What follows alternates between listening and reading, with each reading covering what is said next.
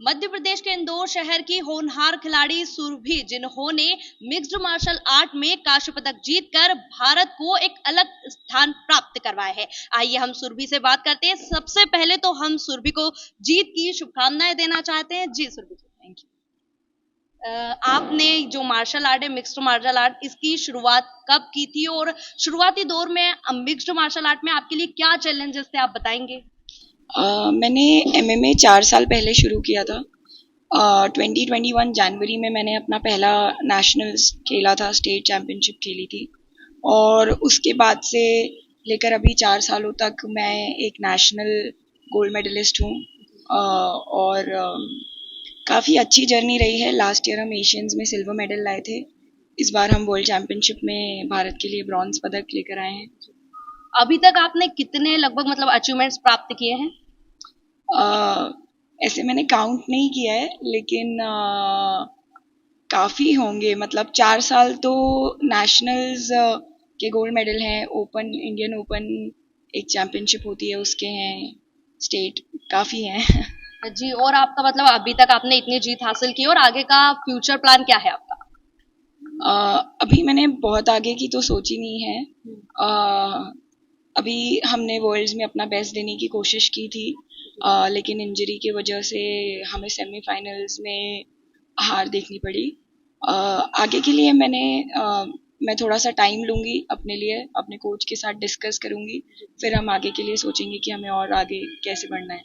खेल के दौरान आपको पैर में चोट लगी थी और इस खेल को खेलने में मतलब चोटें लग जाती है, मतलब इस सब को लेकर आपने कैसे हिम्मत की कि मैं ये खेलूं और मतलब इस तरीके से करूं? चोटें तो कॉम्बैट स्पोर्ट है, ये MMA full contact combat sport है, तो चोटें तो लगती हैं। लेकिन जब हम एमएमए खेलना सीखते हैं या कोई भी मार्शल आर्ट सीखते हैं, तो पहले हम मार खाना सीखते हैं। तो हम लोग काफ़ी यूज्ड टू होते हैं मार खाने से और उसके डिफेंस से।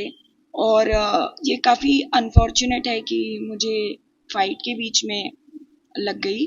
तो लेकिन जो मेरे कोच हैं, उन्होंने मुझे बहुत प्रोत्साहित किया कि नहीं, हमें खेलना ही है देश के लिए, क्योंकि हम क्वार्टर फाइनल्स क्लियर कर चुके थे, हम सेमीफाइनल्स में थे। हम किसी भी तरीके से ये अफोर्ड नहीं कर सकते थे कि भारत पदक से पीछे हट जाए।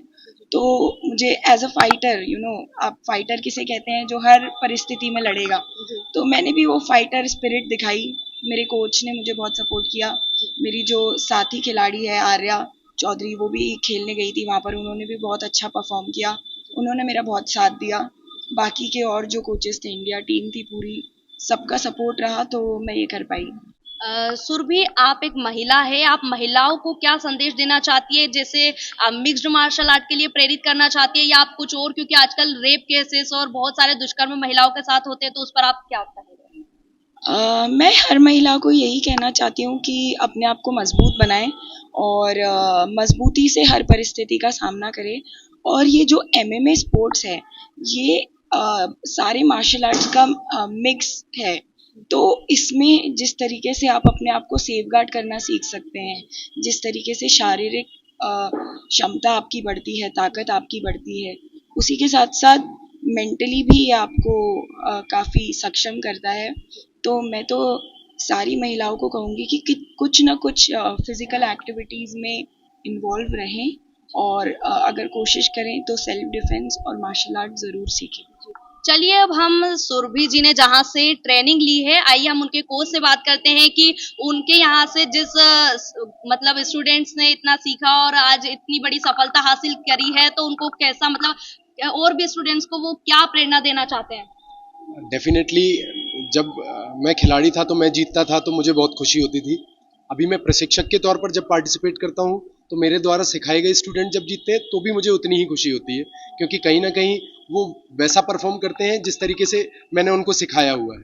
तो ये बहुत गर्व का विषय है कि सुरभि ने इससे पहले भी अपने आप को साबित किया है और इस बार भी वो कांस्य पदक लेके वर्ल्ड चैंपियनशिप से आई है। मैं इसके अपार्ट बोलना चाहूँगा कि सिर्फ खिलाड़ी और कोच ये दो ही लोगों के सामंजस्य मेडल आ जाए तो ऐसा संभव नहीं है।